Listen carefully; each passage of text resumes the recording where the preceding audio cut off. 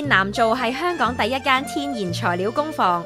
片南造後邊嘅 indigo 嘅意思係藍草，而11.50就代表住染液嘅酸鹼度。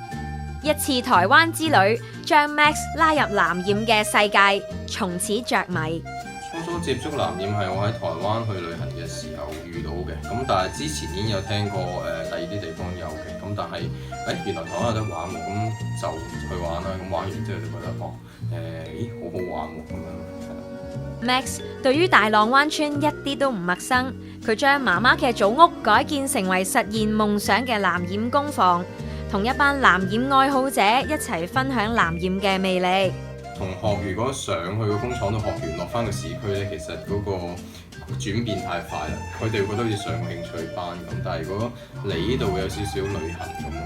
我覺得最靚係個太陽光咧，喺呢度即係咁嗰種太陽光嘅感受唔會喺市區度有嘅咯。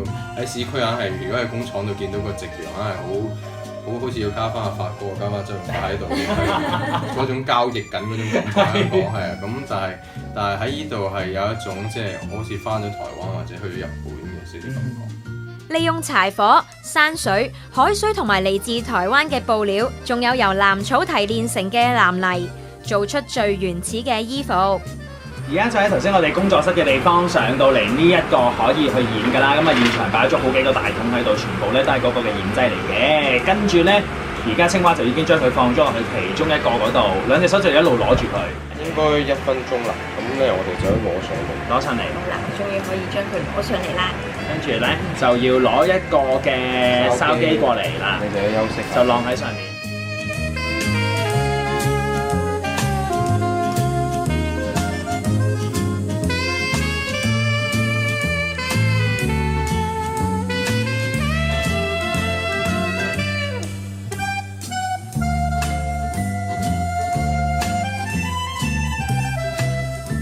嚟到呢度可以嘗試到香港獨一無二嘅藍染體驗。